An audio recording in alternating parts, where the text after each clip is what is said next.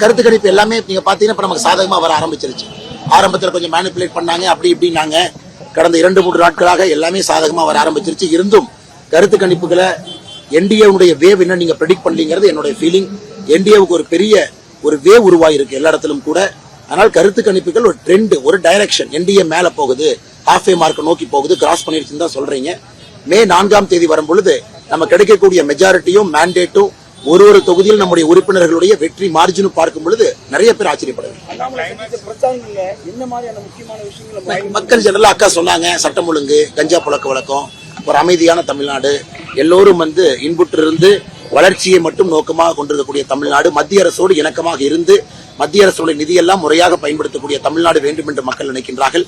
அதன் மே 4க்கு பிறகு அண்ணன் எடப்பாடி பழனிசாமி அவர்கள் தலைமையிலான தேசிய ஜனநாயக கூட்டணி அதை நாங்கள் பூர்த்தி செய்வோம். நன்றிங்க.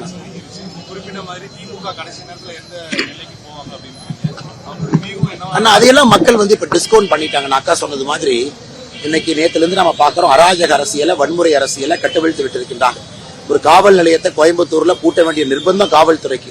கிட்டத்தட்ட 500 பேர் சேர்ந்து மாபு காவல் நிலையத்துக்குள்ள போகும்போது பூட்டி வச்சிருந்தாங்க, போட்டு அதையெல்லாம் மக்கள் பார்த்து கொண்டிருக்கின்றார்கள். மக்கள் எப்பவுமே எதுல பேசுவாங்கன்னா வாக்குப்பெட்டியில பேசுவாங்க. ஏப்ரல் 23ஆம் தேதி மிகப்பெரிய அளவுல பேச போறாங்க. பாலாஜி தன் மீது திட்டமிட்டு பாஜக பிரச்சாரங்களை மேற்கொண்டு வராங்க.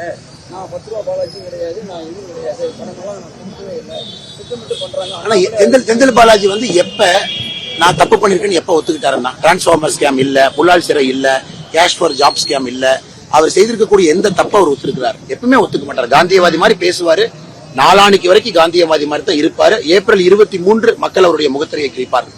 நன்றிங்க. ஆனா எலெக்ஷன் கமிஷன் ஸ்ட்ராங்கா இருக்கணுங்கண்ணா. நம்ம எல்லாருமே நேற்று அம்மன் கே அர்ஜுனன் அவர்கள் கூட எலெக்ஷன் கமிஷனுக்கு ஒரு கம்ப்ளைண்ட் கொடுத்திருக்காங்க, வேலுமணி என்ன கொடுத்திருக்காங்க, வானத்தேக்க கண்டினியூஸா பிரஸ் பாக்குறாங்க.